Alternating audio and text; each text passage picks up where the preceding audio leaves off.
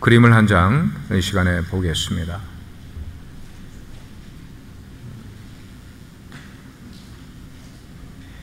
이 그림은 레오나르도 다빈치 그리고 미켈란젤로와 함께 르네상스 예술을 주도했던 3대 천재 화가 가운데 하나인 라파엘의 작품입니다.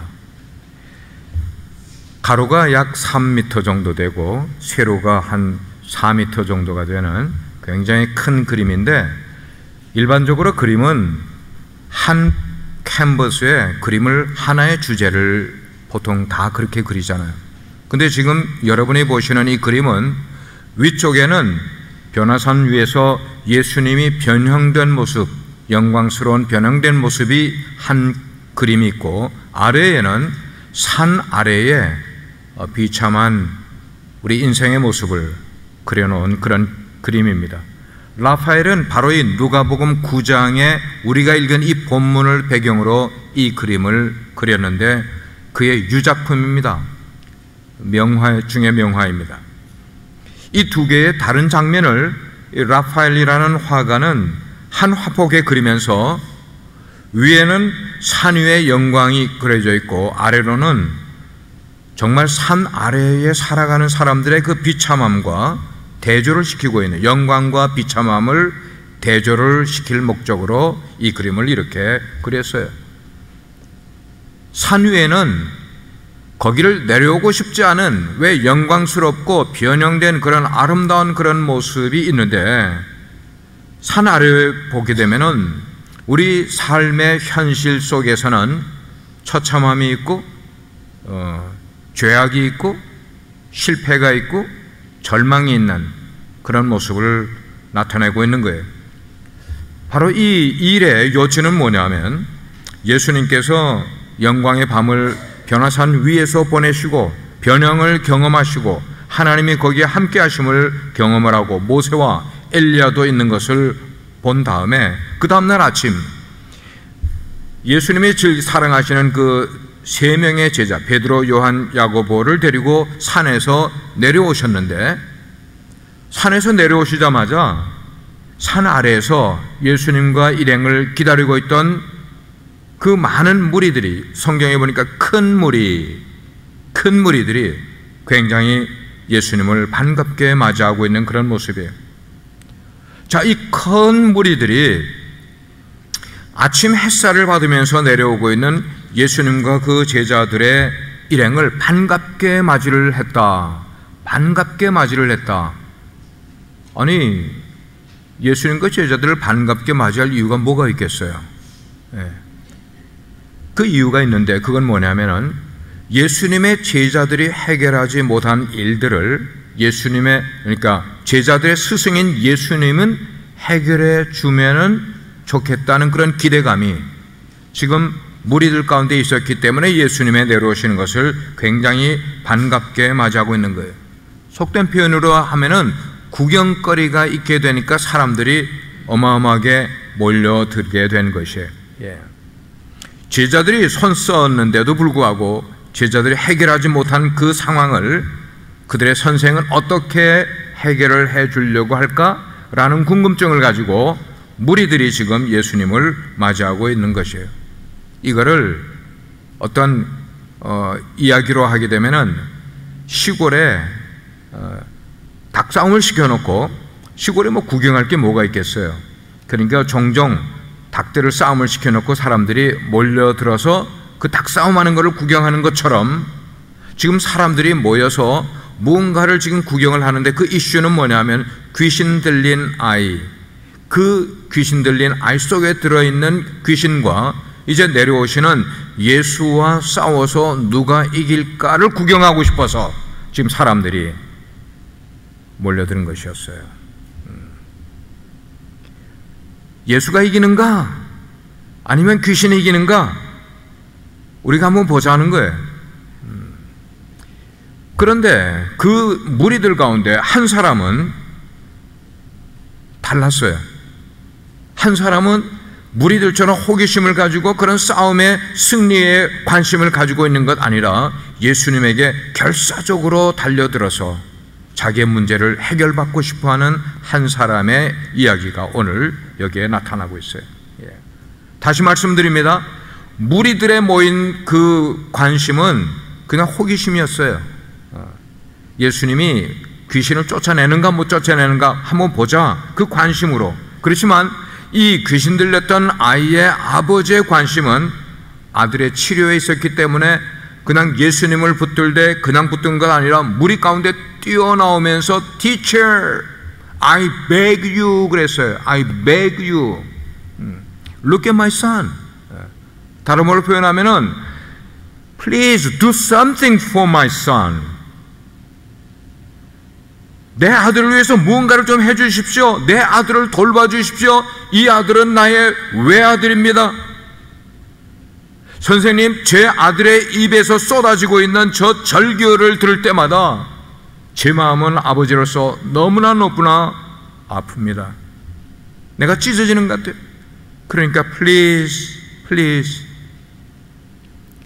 여러분, 고통당하는 아들의 그 모습을 생각을 하게 될 때 이 아버지의 진짜 심정은 대신 아파줄 수 있었으면 했을 거예요. 대신 아파줄 수 있었으면. 그게 아비의 아픔인 거예요. 그래서 이 아이를 데리고 왔는데 웬걸 찾고 있는 예수님은 보이지 않고 예수님은 산에 올라가셨고 제자들만 9명이 남아있는데 제자들에게 우리 아들의 귀신 들림을 고쳐달라고 데리고 왔는데 제자들이 손을 써봤는데도 제자들의 능력이 나타나지 않는 거예요. 무능한 거예요. 자, 그런 모습 가운데 제자들이 귀신을 쫓아내려고 시도를 했어도 그 일을 성공하지 못한 그런 모습. 그런데 참 아이러니한 것은 우리가 읽은 본문 제일 앞에 있는 1절로 가게 되면 예수님이 제자들을 전도하러 동네에 마을로 내보내시게 될 때에 그들에게 분명히 귀신을 쫓는 권능 그리고 그 권위를 주셨다고 그랬어요. 병을 고치는 그런 능력도 주셨다고 그랬어요. 복음을 전할 수 있는, 프리칭할 수 있는 그런 놀라운 은사도 주셨다고 그랬어요. 그런데 그런 권능과 능력을 받았는데도 불구하고 지금 제자들은 이 상황에서 그 능력을 행사하지 못하고 있었단 말이에요. 아버지의 이런 호소가 끝나게 되니까 예수님이 그 안타까운 모습을 다 듣고 보셨잖아요. 깊이 마음 가운데 두시고는 탄식과 그리고 실망이 섞인 말씀을 예수님이 꺼내세요. 이 믿음이 없고 패역한 세대야.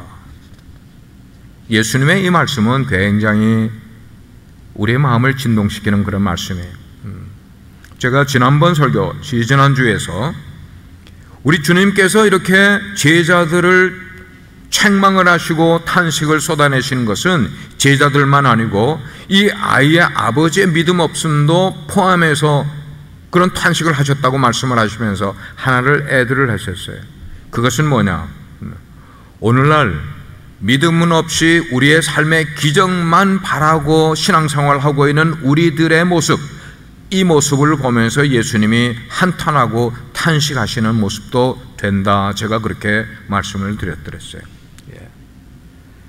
그렇습니다. 우리는 시시각각으로 지금 다급해하는 세계에서 일어나고 있는 그런 상황들을 접하고 있어요. 지난 주간만 하더라도 엘파소에서, 휴스턴에서, 그리고 오하이오에서 총기 사건이 일어나 수십 명이 생명을 잃었어요. 이제는 월마트 들어가는 것도 안심하고 들어갈 수가 없는 거예요. 자, 이런 현장, 그 처참한 그런 상황들을 우리는 TV를 통해서, 인터넷을 통해서 우리가 보고 듣고 있어요. 이렇게 우리 인류가 겪고 있는 처참한 고통들을 보고는 있지만 우리는 보기만 하고 그 사건에 개입하려고 하지는 않습니다.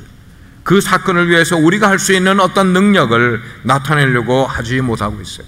해결해 주려고 하는 시도를 우리는 하지 않고 있는 이 시대를 향하여서 지금 주님께서 뭐하고 계세요?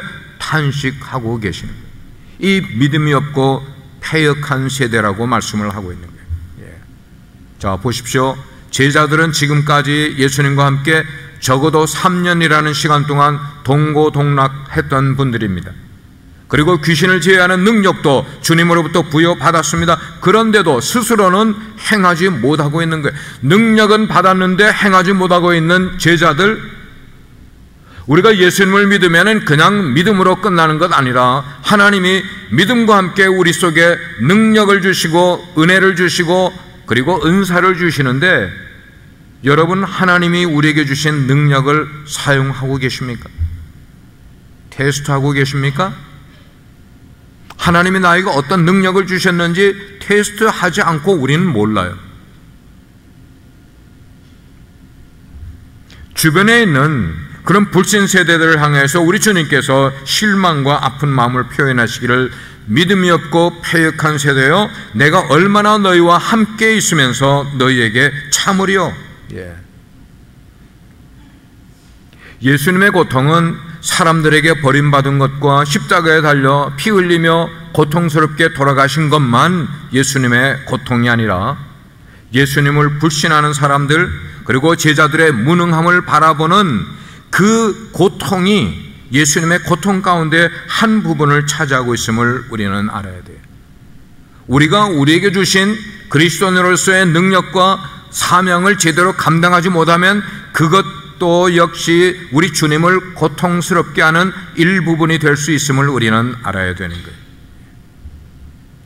이제 주님의 공생의 기간이 거의 끝나가고 있는 그 시점에 주님이 제자들의 모습을 보는데, 너희들이 나랑 3년이나 같이 그런 삶을 살아왔는데도 너희들의 모습을 보니까 이전의 모습이나 지금 모습이나 별로 달라진 게 없구나. 예수님의 탄식은 거기서 나온 것 같아요. 이 제자들의 모습을 어쩌면은 우리에게 가져와 보면은, 지난 수년 동안 우리가 교회를 다니면서 신앙생활하고 하나님의 말씀을 듣고 예배에 참석을 하고 제자훈련을 받고 했음에도 불구하고 우리들의 삶의 모습에서 진전된 것 없고 달라진 것 별로 없어 보이는 우리들의 모습이 아닌지도 우리는 생각을 해봐야 된다는 거예요. 여러분, 예배 나와서 예배 드리고 돌아가면 그게 우리 그리스도인의 삶의 전부가 아닌 것을 우리는 알아야 돼요. 사명이 있고 하나님이 주신 능력을 사용함으로 하나님의 영광을 돌려야 될 책임이 우리 가운데 있는 거예요. 이게 일종의 불신앙인데, 그런 불신앙에도 불구하고 예수님께서 지금 뭐라고 그 말씀을 이어가셨는가 하면, 내 아들을 내게로 데리고 오라 말씀을 하시는 거예요. 우리 주님의 마음 가운데 그 사람들을 불쌍히 여기면서 긍휼히 여기는 것이 발동이 시작되게 하는 거예요. 그래서 누군가가 그 아이를 데리고 예수님 앞으로 오는데, 그 예수님 앞에 인도해오는 짧은 순간에 이 아이가 다시 한번 발작을 일으키는 것이 성경에 기록이 되어 있어요. 발작을 또 일으켜요. 어떻게 일으켜요? 마치 간질 들렸던 사람이 하는 것처럼 쓰러져서 몸을 뒹굴고 흙을 묻혀가면서, 그리고 괴성을 지르고 나중에는 거품을 뿜는 그런 모습을 일으키게 되는 거예요. 그 아이 속에 있는 귀신이 누굴 본 거예요? 주님을 본 거예요. 예수님을 본 거예요. 이제 내가 쫓겨나갈 상황이 되니까 마지막 최후의 발악을 하고 있는 그런 모습이에요. 이때 누가는 42절 후반절에 보니까 주님의 행동을 간단하게 뭐라고 표현을 하는가 하면, 예수께서 더러운 귀신을 꾸짖으시고 그 다음에 아이를 낫게 하사 그 아버지에게 돌려주시니라고 이야기를 하고 있어요. 굉장히 간단한 기록이에요. 주님은 지금 귀신을 붙들고 씨름을 하고 있는 그런 모습이 아니었어요. 나사렛 예수의 이름으로 명하노니 귀신아 너는 이 아이에게서 떠나가라고 외치지도 않으셨어요. 귀신이 떠나가기 위해서 귀신에 관계되는 그런 피의 찬송을 몇 개를 같이 불러댄 것도 아니었어요. 그저 예수님이 하신 것은 권위 있는 명령 한마디로 족했다는 것이에요. 권위 있는 예수님의 말씀 한마디로 족하셨다는 거예요. 권세자의 명령 한마디가 떨어지니까 아이는 그냥 깨끗해져 버렸어요. 그래서 정상인으로 회복이 되어서 아버지의 품에 안기게 되는 그런 모습, 마치 나인성 과부의 외아들이 죽었다가 너무 슬퍼하는데 우리 주님을 만난 다음에 주님께서 그 아들의 영혼을 회복시켜 주시고 그 아이를 죽음에서 회복시켜 주시고 그 어미에게, 슬퍼 울고 있는 어미에게 되돌려준 것과 마찬가지로 이 아들을, 귀신 들렸던 아이를 귀신을 쫓아내고 아버지 품에 안겨주는 모습. 이 광경을 본 무리의 반응, 누가는 이렇게 기록하고 있습니다. 사람들이 다 하나님의 권위에 놀라니라. 사람들이 다 하나님의 권위에 놀라니라. 그런데 여러분, 여기서 우리가 유심히 봐야 될 한 부분이 있습니다. 그것은 귀신을 쫓아낸 것은 누가 쫓아냈어요? 누가 쫓아냈어요? 여러분 대답 안 하면 전 설교 계속 안 할래요. 묻습니다. 귀신을 누가 쫓아냈어요? 그렇죠. 쫓아내신 분은 예수님인데 그들이 놀란 것은 누구 때문에 놀랐어요? 하나님의 위엄 때문에 놀랐다는 겁니다. 이 포인트가 굉장히 중요한 것이에요. 이 포인트를 우리는 놓치지 말아야 돼요. 사람들은 예수님의 능력 행함 가운데서 하나님의 활동하심을 보고 있는 거예요. 능력 행하는 것은 지금 예수님이 행하고 계신데 사람들은 지금 그 속에서 누구를 보는 거예요? 하나님을 보시는 거예요. 결국 그들이 만난 것은, 그 무리가 만난 것은 하나님의 임재하심을 그 산 아래에서 만나고 있었던 것이었어요. 기적이라는 것은 우리의 육신의 병을 고치는 것이든지 아니면 영적으로 우리를 새롭게 하는 것이든지 상관하지 않고 예수님의 사역은 언제든지 그 반응이 누구에게로 무엇으로 이어지는가 하면 하나님께 영광 돌리는 것으로 예수님의 사역이 이어지더라는 것입니다. 아멘입니까? 우리가 신앙생활 하면서 우리가 무언가를 조금 잘하면 사람들에게 칭찬 들으면 우쭐해질 때가 많이 있어요. 어쩌면 칭찬을 받기 위해서 사람들에게 물어볼 수도 있어요. 잘했느냐고. 그러나 그런 것이 아니라 예수님은 그런 기적을 행하시고도 그 반응을 하나님께 영광으로 돌리고 있는 모습. 누가의 초점은 그것이었어요. 라파엘의 그림을 조금 설명해 드린 것처럼 변화산의 영광과 그리고 내려와서 산 아래에서 주님이 맞닥뜨린 그 귀신 들린 어린 아이를 고쳐준 그 사건을 누가가 이 두 가지를 하나로 연결하면서 우리에게 보여주려고 말하려고 하는 이야기의 초점은 무엇인지를 우리는 알아야 된다는 거예요. 누가는 우리에게 지금 이 두 사건을 연결해서 무엇을 이야기해 주려고 하고 있는가 하는 거예요. 이 본문과 똑같은 내용이 마태복음 17장에 있고요, 마가복음 9장에도 나와 있어요. 똑같은 내용이에요. 그렇지만 누가복음을 기록한 누가는 마태와 마가의 이 사건을 기록한 목적과 다른 목적으로 누가복음에서 기록하고 있단 말입니다. 누가는 마가복음에는 굉장히 이게 디테일하게 뭐라고 표현했는가 하면 믿음이 없는 아버지를 향하여서 예수님이 책망하시는 거예요. 이 믿음이 없는 자야. 믿음이 없는 자야. 그러면서 말하기를 할 수 있거든. 이 아버지가 예수님께 아이를 데리고 와서 주님, 할 수 있거든 내 아이를 고쳐달라고 부탁을 하니까 예수님이 뭐라고 말씀하셨어요? 할 수 있거든이 무슨 말이냐? 그 다음에 뭐라고 말씀하셨어요? 믿는 자에게는 능치 못함이 없느니라고 말씀하셨어요. 근데 누가는 이 부분을 쏙 뺐어요. 그 다음에 예수님이 마가복음에서는 기도 이외에는 이런 이유가 일어날 수가 없다고 말씀을 하셨는데 예수님은 기도에 관한 그 내용도 누가복음에서는 쏙 빼버렸어요. 왜냐하면 누가는 지금 이런 이야기를 하고 싶어서 이 사건을 기록한 것이 아니었기 때문이었어요. 이 사건의 기록 목적은 누가에게는 다른 목적이 있었기 때문이었어요. 오히려 누가의 관심은 뭐였냐? 처음부터 변화산 이야기를 꺼내면서 그것이 지금 이 산 아래에 귀신 들린 아들을 고쳐주는 사건 속에서 무언가를 연결해서 우리에게 이야기해 주려고 하는 내용이 있었던 거예요. 그러니까 변화산 위에서 영광을 경험하신 주님, 그리고 이 기적 앞에 서 계신 예수님이 같은 영광 받으실 분이라는 것을 말하고 싶었던 것이었어요. 주님께서 변화산의 영광 가운데 머물지 아니하시고 산 아래로 내려오셨어요. 누구의 말을 거절하셨어요? 베드로는 주님 여기가 좋사오니 여기다가 초막 지어놓고 우리가 여기서 있으면 좋겠습니다 라고 했는데도 불구하고 예수님은 그 변화산 위의 영광을 뒤로 하시고 절망이 있는, 상처가 있는, 실패가 있는 이 지상으로 다시 내려오셨다는 말씀이에요. 변화산 위에서 예수님은 하나님의 영광과 함께 하셨던 주님이었어요. 근데 다시 비참한 인간 세상으로 내려오신 바로 그 일을 포인트화해서 누가는 이 사건을 기록을 하고 있는 거예요.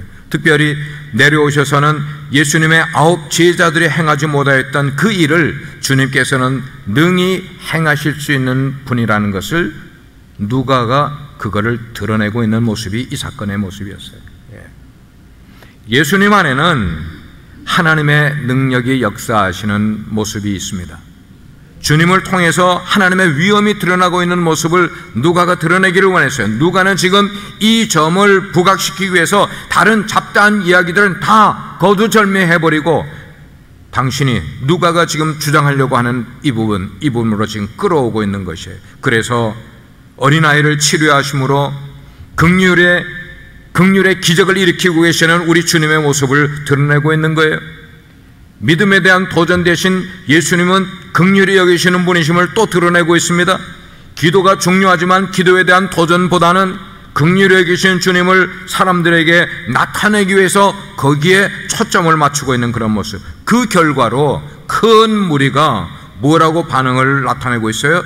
사람들이 다 하나님의 위엄에 놀라니라.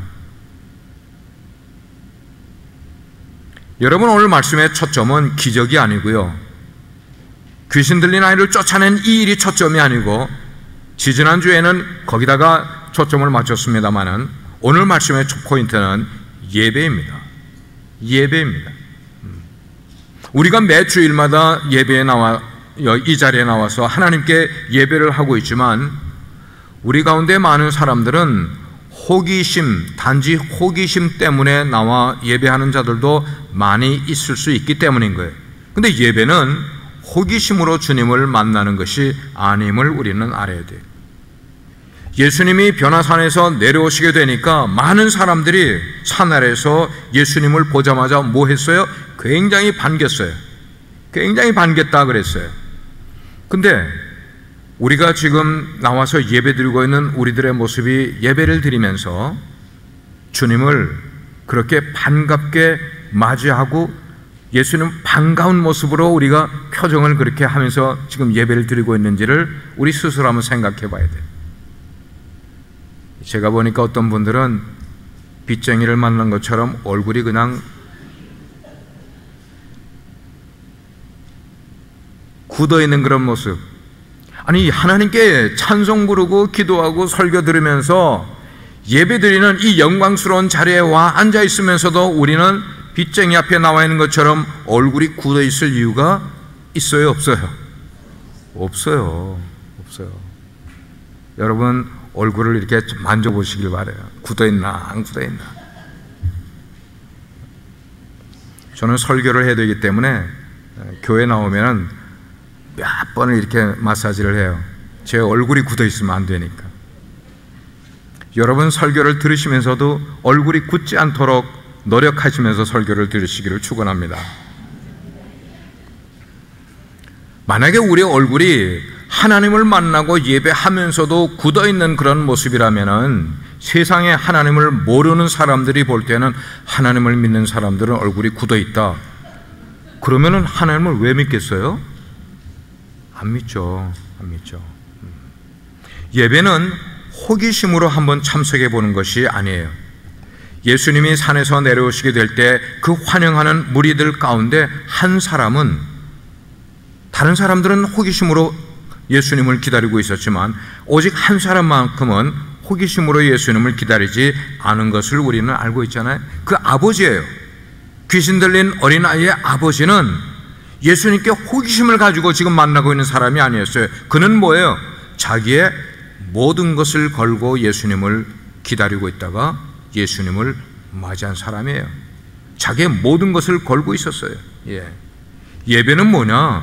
나의 절박한 상황인식이 있을 때에 예배가 이루어지게 된다는 것이에요.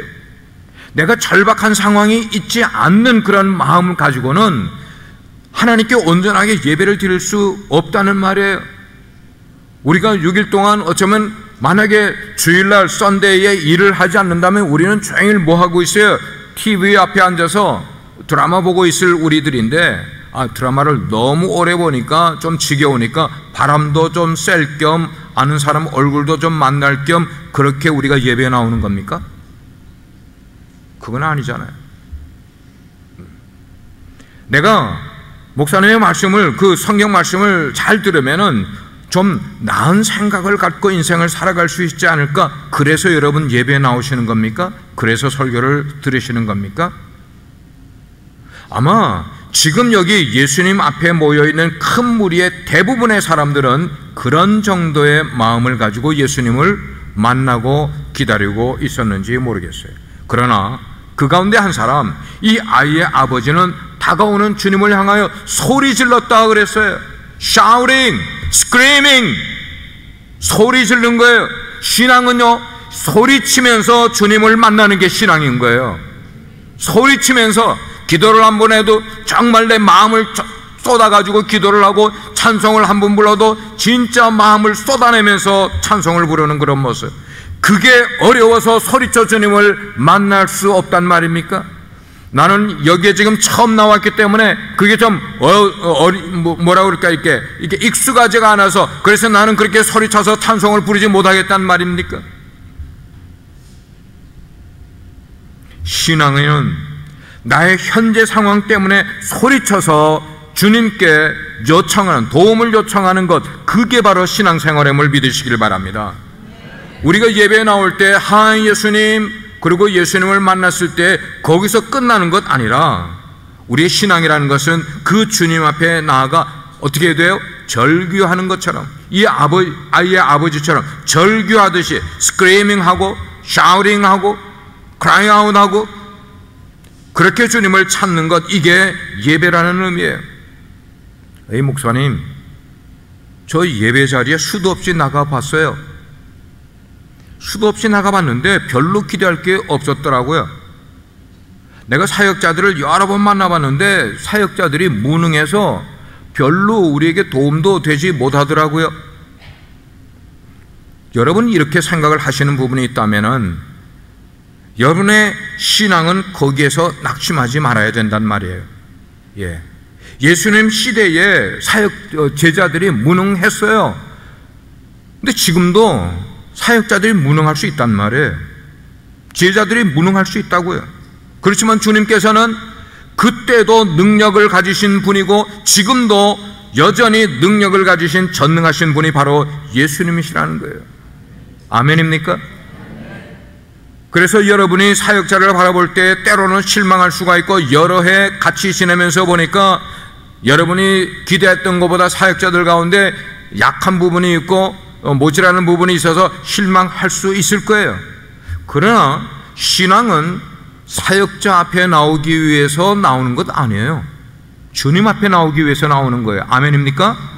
우리의 신앙은 주님 앞에 나오는 것이란 말이에요. 주님 앞에 나와서 여러분의 입술로 직접 아뢰는 게 기도가 되어야 된다는 말씀입니다. 사역자들에게 맨날 기도 부탁만 하고 계시는 여러분들이 아니라 여러분이 직접 여러분의 입술로 주님께 구하시란 말이에요. 소리치시란 말이에요. 그게 우리의 신앙이 된다는 거예요. 그게 어려워서 못 하시겠다는 분은 내 신앙은 여기가 좋사오니 그 이상의 능력도 경험하지 못하고 하나님의 은혜도 체험하지 못하는 거예요. 우리 자신의 상황이 절박하게 느껴지기만 하면은 누구든지 절박하게 소리를 치를 거예요. 그러나 절박하지 않으니까, 절박함을 느끼지 않으니까 소리치지 못하는 거죠. 여러분 기도원에 한번 가보십시오. 그 사람들이 왜 3일씩 일주일씩 금식을 하면서 거기서 기도를 하는지, 그들이 기도할 때 어떤 식으로 기도하는지 기도원에 가서 한번 계셔보시면은 와우, 도대체 기도를 저렇게 세게 할 필요가 있을까 할 정도로 절박한 심정으로 하나님께 매달려 기도하는 모습들을 보게 되는 거예요. 자, 그렇게 우리가 절박한 모습으로 주님을 찾고 사모할 때 우리의 예배가 축제로 들어가는 줄 믿습니다. 우리가 찬양을 불려도 감격의 찬양이 막 터져 나오는 거예요. 찬양이 그런 찬양이 그렇지가 않고 예배에 나가도 그만, 안 나가도 그만. 그런데 안 나가자니 마음이 좀 찜찜한 것 같고, 그래서 예배에 나와서 하나님께 예배드리는 자세로 그렇게 예배를 드리니까 성가대 찬양이 멋있게 이루어지고 성가대가 내려가고 설교가 시작이 되면은 설교가 시작된 지 채 3분도 지나지 않아서 뭐가 찾아와요? 황홀함이 찾아오게 되면은 그때는 무인지경으로 막 넘어가는 거예요. 왜 그렇습니까? 예배의 감격을 느끼지 못하기 때문에, 예배의 감격을 느끼지 못하기 때문에.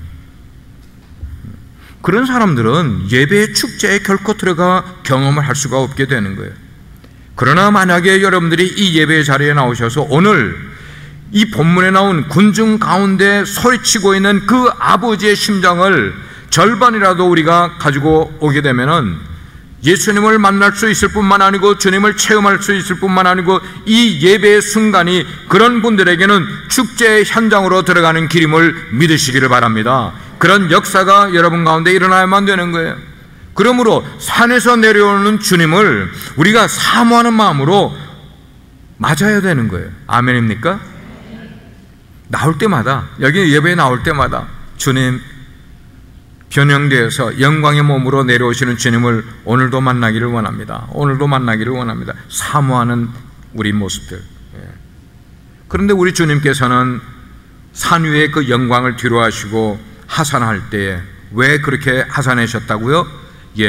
무능력에, 아니면 무의미한 늪속에 빠져서 인생을 살아가면서도 하루하루 아무 의미 없이 살아가는 우리들을 구원해 주시기 위해서, 어쩌면 심한 아픔과 고통 가운데 세상에 살 어떤 의미를 깨닫지 못하고 소망을 잃어버린 채 살아가는 우리에게 그 소망을 채워주시기 위해서, 젊은이들 같으면 목적 없이 방황하는 그런 삶을 이제는 끝내고 출애굽시켜주기 위해서, 어쩌면 우리 가운데서 절망적인 상황으로부터 우리를 도울 수 있는 예수 그리스도를 만나게 해주시기 위해서 예수님은 산에서 내려오시는 거예요.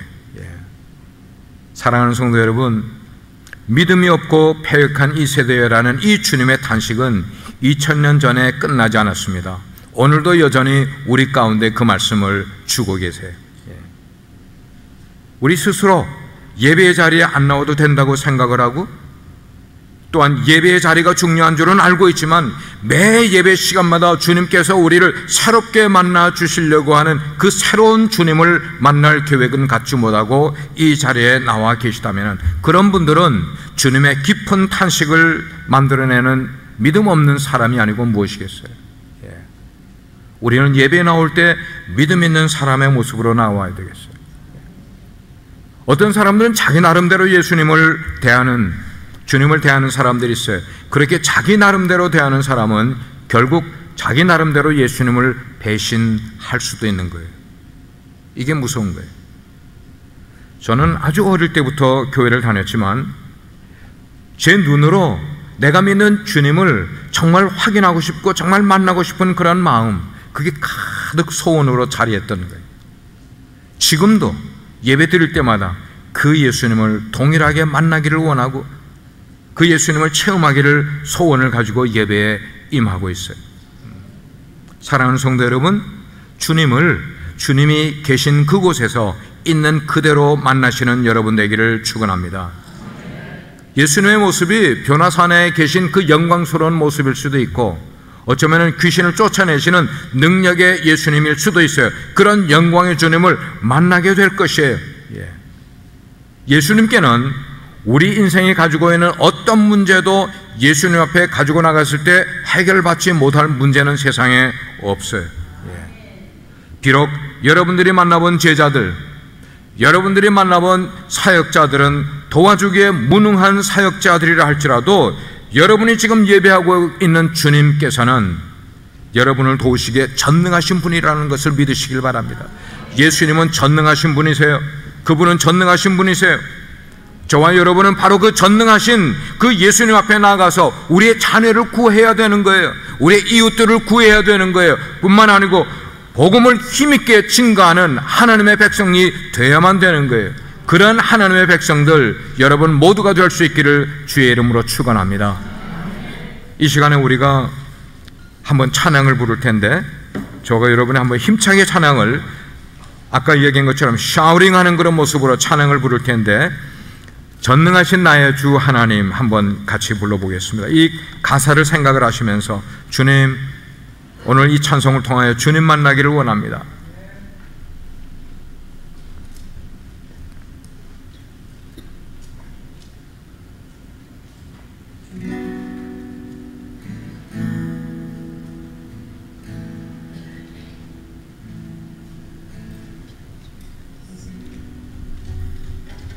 피아니스트에게 이게 안 갔군요.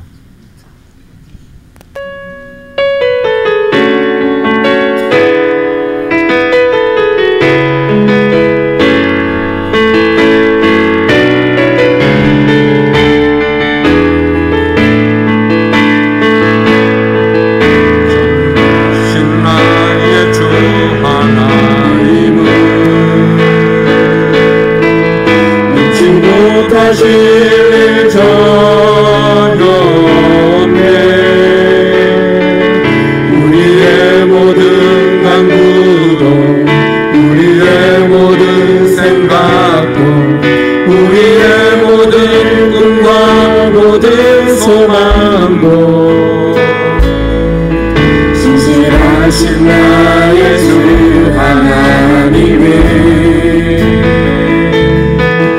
우리의 모든 괴로움 바꿀 수 있네. 불가능한 일을 하시고 죽은 자를 일으키시니 그를 이길 자 아무도 없네. 주의 말씀을 의지하여 높은 곳에 금을 던져 오늘 그가 놀라운 일을 이루시는 도라. 주의 말씀을 의지하여 믿음으로 금을 던져 믿는 자에게 잊지 못하겠네. 은혜로우신 하나님, 정말 주님에게는 능치 못함이 없음을 우리 믿음이 고백할 수 있게 도와주옵소서. 하루 한 시간 그리고 일주일 수많은 일을 겪으면서 우리 가운데 좌절하고 고통하고 절망하는 우리 인생들 가운데 주님 찾아와 주셔서 오늘도 소망을 허락해 주시는데, 그 주님 앞에 나가 우리의 믿음을 고백할 수 있고 그 주님을 만나는 것이 예배임을 우리로 깨닫게 해 주옵소서. 우리의 예배가 그렇게 이어지게 될 때 세상이 우리를 감당치 못하는 능력의 사람들 되기를 원합니다. 이미 하나님이 우리에게 주신 그 성령의 능력을 통하여 세상이 이겨내지 못하는 일들을 이겨낼 수 있는 은혜를 저희들에게 허락해 주십시오. 그런 놀라운 은혜가 우리 빛과 소금의 모든 성도들의 삶을 지배하고 일으켜 줄 수 있기를 예수 그리스도의 이름으로 기도드립니다. 아멘.